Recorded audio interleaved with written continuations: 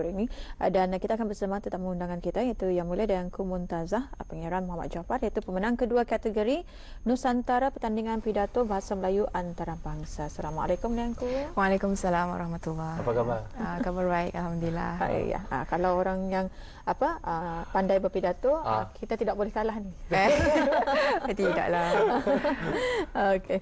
Jadi mengungsikan pengalaman bersama wakil bersama wakil itu Dayangku Muntazah. Jadi mula-mula sekali kita ingin tanyakanlah perasaan bila memenangi tempat kedua. Okey. Alhamdulillah, bersyukur kepada Allah SWT jua bila memenangi tempat kedua itu adalah satu nikmat yang paling besar.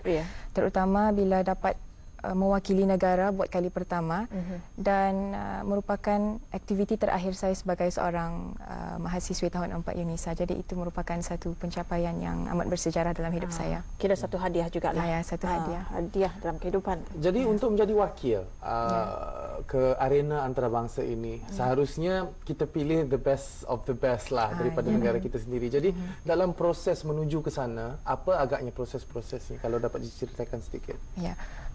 Universiti kami ada membuat saringan, mengendalikan saringan untuk memilih sesiapa yang terbaik, ialah yang terbaik antara yang terbaik. Jadi alhamdulillah saya terpilihlah antara semua yang mengikuti saringan tersebutlah. Jadi semasa saringan tersebut, adakah tajuknya sama dibawakan semasa pertandingan? Tidak. Semasa saringan kita diberi tajuk lain dan pada waktu itu saya pilih ilmu teras tamadun bangsa. Jadi teks yang dilakukan, teks itu adakah dibuat sendiri oleh Dayangku sendiri atau macam mana? Ya, alhamdulillah saya disuruh oleh mentor saya untuk mencuba membuat sendiri kerana ia berkaitan dengan penghayatan kita nanti. Jadi memang saya yang membuat, kemudian mentor saya yang memperbetulkan di mana-mana ada kesilapan dan menyusun semula asonansi dan sebagainya. Tidak mudah untuk berpidato ini. Ada di antara kita juga menyalahertikan kadang-kadang pidato ini sama dengan syarahan, tetapi agaknya syarahan berbeza daripada pidato. Kalau dapat dikongsikan sedikit, apa perbezaannya? Okey.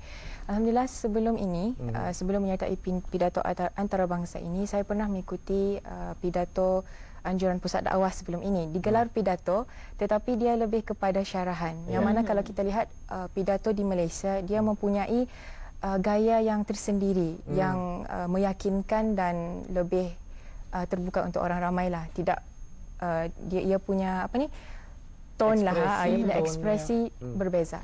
Jadi semasa pertandingan pidato Bahasa Melayu Antarabangsa ini, apakah tajuk yang dibawakan? Okey, tajuk yang saya bawakan pada ketika itu ialah bahasa dijunjung, budaya dijulang. Memang memilih sendiri tajuk tersebut? Ya, memilih dan melalui beberapa proses lah, seperti berbincang dengan kedua ibu bapa dan istikharah yang memberikan hasil yang memuaskan, alhamdulillah. Jadi kita saksikan sedikit satu klip pertandingan pidato yang dirakam pada hari tersebut. Kita saksikan bersama. Untuk menyemarakkan pertandingan pidato antarabangsa Bahasa Melayu. Luar negara.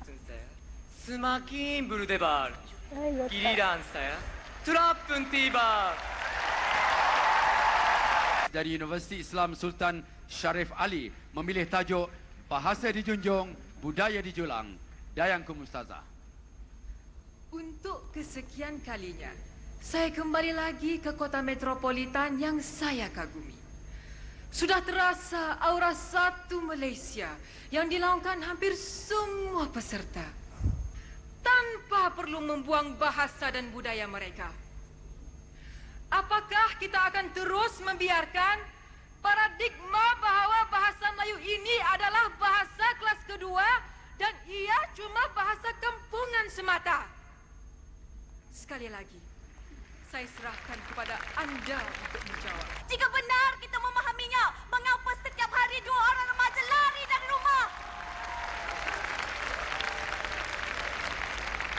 Sudah cukupkah kita berbakti kepada kedua ibu bapa yang akhirnya untuk kita menjadi ahli masyarakat yang berguna? Malaysia kata Sabgatullah ialah wanita. Namun, perbekalkan budi bahasa, bangsa ini boleh bergaul mesra sesama mereka tanpa sebarang prejudis.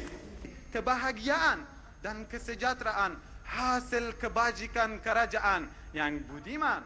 Sidang hadirin yang dikasihi sekalian, cuba bayangkan peningkatan 2 juta pelancong dalam keadaan kemelesetan ekonomi global. Wah, hebat!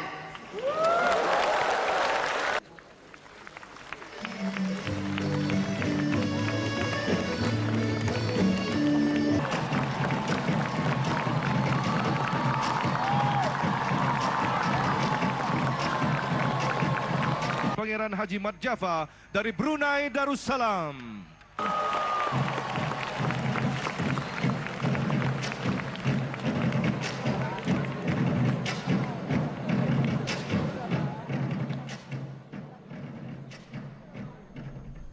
Kita berbangga dengan pencapaian Dayangku, dengan kalau kita saksikan tadi memang bukan mudah kerana berpidato itu sudah menjadi satu perkara yang amat susah apabila disampaikan, tetapi bertanding lagi bersama dengan orang-orang daripada luar negara itu yang memang pengalaman tidak dapat dilupakan. Kita percaya saja ada pelbagai warna, maksud saya pelbagai bangsa, pelbagai corak dan juga pelbagai bangsa yang menyertai pertandingan tersebut. Jadi adakah ini membuka mata Dayangku selaku pemidato daripada Brunei Darussalam, macam mana? Sangat membuka mata kerana di sana kita berjumpa dengan lebih kurang 60 wakil dari negara lain, dari Amerika, dari Australia, semua berbahasa Melayu. Jadi di sana saya mendapat kesedaran bahawa sedangkan orang Inggeris lagi berbangga berbahasa Melayu.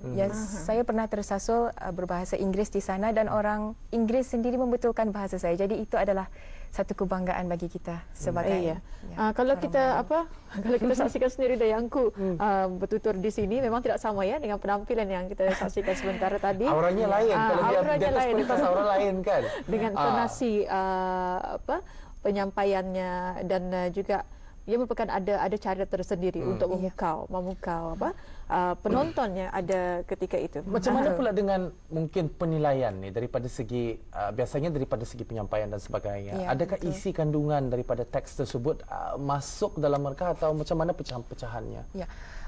Sebenarnya isi adalah yang paling penting sebenarnya. Jadi isi adalah seingat saya 50% adalah isi. Jadi saya merasakan pada waktu itu kekuatan saya adalah isi mungkin. Kerana hakim sendiri pada waktu itu memberikan saya komen semasa waktu separuh akhir, dia mengatakan isi jangan lagi diubah. Jadi di situlah kekuatan kita, insya-Allah. Perbezaan markah ni kalau tahu daripada kami tidak dimaklumkan tentang perbezaan markah. Tidak dimaklumkan ya. Sentiasa menjadi misteri lah. Jadi tajuk sebelum kita ketahui tadi, berapa minit yang diberikan untuk berada di pentas semasa kita berpidato itu? Okey, semasa peringkat saringan 6 minit sahaja. Kemudian bila masuk separuh akhir dan peringkat final selama 7 minit. Menghafalkan skrip, menghafalkan pidato tersebut.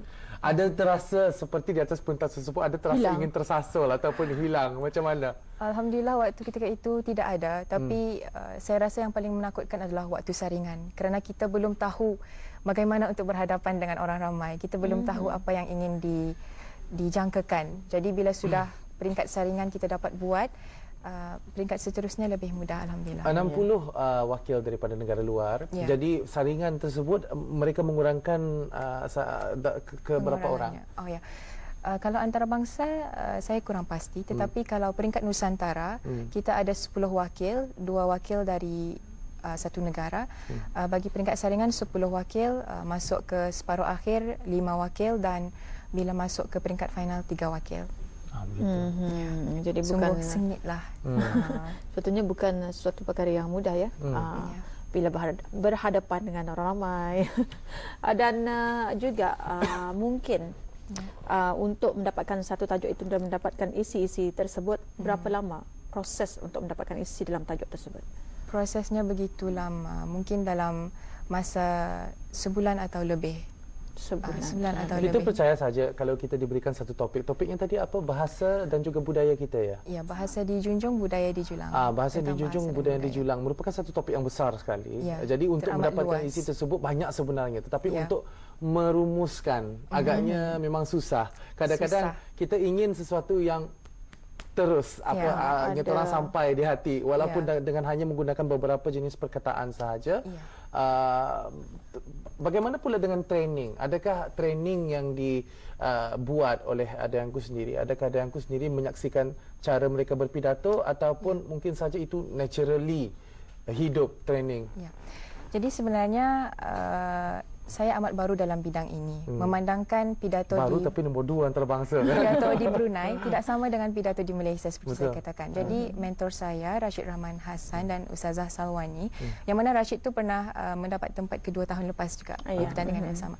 Kemudian dia memberikan saya beberapa kerja rumah seperti membuat research lah tu tentang cara-cara berpidato orang Malaysia dan sebagainya. Jadi memang saya banyak membuat kajian tentang cara-cara berpidato mereka sebelum masuk ke pertandingan tersebut. Agaknya sama apabila kita saksikan tadi, walaupun sekejap-sekejap saja daripada Rusia, daripada Afghanistan, cara mereka menyampaikan pun agaknya sama. Mungkin ada formulanya sendiri. Macam mana? Formulanya sebenarnya bila kita masuk ke pentas, kita perlu ada watak dalam diri kita. Jadi watak apa yang ingin kita bawakan. Seperti berlakon agaknya. Seperti lontaran berlakon suara, sedikit. berlakon teater. Betul. Kerana personaliti kita bila berada di luar mungkin tidak sama bila kita berada di pentas. Sesiapa pun yang jadi penghibur mungkin merasakan benda yang sama. Jadi adakah sekiranya adanya pertandingan ini, jika ada peluang, adakah ingin menyertai lagi? Okey, jadi mungkin selepas ini saya ingin berpindah kepada benda-benda yang lain kerana sebetulnya pidato ini adalah minat kedua saya. Saya lebih meminati bidang nasyid dan irama dakwah dan sebagainya. Jadi sebenarnya ya, memang ada kaitan kan dengan bahas dengan irama dakwah ini. Pidato juga mempunyai irama yang tersendiri. Betul. Jadi pidato dan juga nasyid dan sebagainya itu ada bersangkut paut dengan drama dan juga dengan alunan. Ya, betul. Betul juga ya. Jadi mungkin saranan Dayangku sendiri kepada remaja kita, mungkin mereka berminat ataupun bagaimana memupuk minat mereka untuk sama-sama mengikuti bidang tersebut.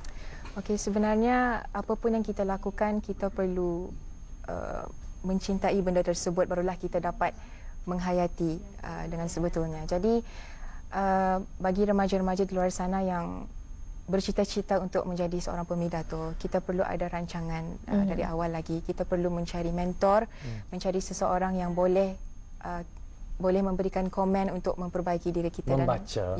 Dan banyakkan membaca dan banyakkan membuat kajian. Penting. Mungkin ada idola sebelum berpidato ini. Okey, saya mempunyai seorang idola iaitu mungkin Menteri Agama kita. Pengiran Datuk Haji Muhammad itu adalah idola saya dari segi cara penyampaiannya dan juga bakatnya dalam penulisan dan sebagainya. Saya memang memandang tinggi kepada beliau. Alhamdulillah. Itu dia. Bukan senang sebetulnya dan betul. Susah sebenarnya kan kalau kita berfikirkan. Jadi harusnya bakat ini jangan disia-siakan. Kadang-kadang apabila kita tahu daripada pemidato ini mereka juga dapat diselaraskan maksudnya daripada segi mereka yang berfikir dan sebagainya. Mereka ini dapat menjadi seorang yang berguna di suatu masa akan datang, mungkin saja daripada segi penulisan buku dan juga macam-macam aktiviti-aktiviti yang ada sangkut paut dengan kegiatan sosial masyarakat. Kerana berpidato ini nanti akan membantu di masa akan datang ya. Jadi di UNISA tahun 4 selepas itu nanti ke manakah arah tuju Dayangku? Okey, insya-Allah jika ada rezeki dari Allah SWT jua, mungkin saya ingin melanjutkan pelajaran. Jika ada peluang di luar negeri, insya-Allah. Jurusan apa yang diambil di UNISA? Di UNISA saya sekarang mengambil jurusan tafsir hadis. Usuluddin tafsir hadis. Itulah. Bukan cerang-cerang sebetulnya tafsiran hadis. Dan itulah bersama Dayangku Muntazah, kita juga seketika nanti akan menyaksikan Dayangku Muntazah untuk mempersembahkan pidatonya iaitu bahasa dijunjung, budaya dijulang, yang telah pun dimenangi tempat kedua semasa pertandingan pidato bahasa Melayu antarabangsa. Bila ianya berlangsung seketika itu? Semasa pertandingan pidato. 8 hari bulan. 8 hari bulan Mac. Ya. 2012. Itulah. Itu merupakan tarikh yang bersejarah bagi Dayangku Muntazah, dan bukan saja tarikh bersejarah bagi Dayangku sendiri, tapi juga mengharumkan nama kita, negara Brunei Darussalam. Sebetulnya memang kebanyakan bila remaja kita mampu untuk tampil ke hadapan untuk mengharumkan lagi nama kita ke peringkat antarabangsa. Bukan senang ya, membawa nama negara kita ini bukan senang agaknya.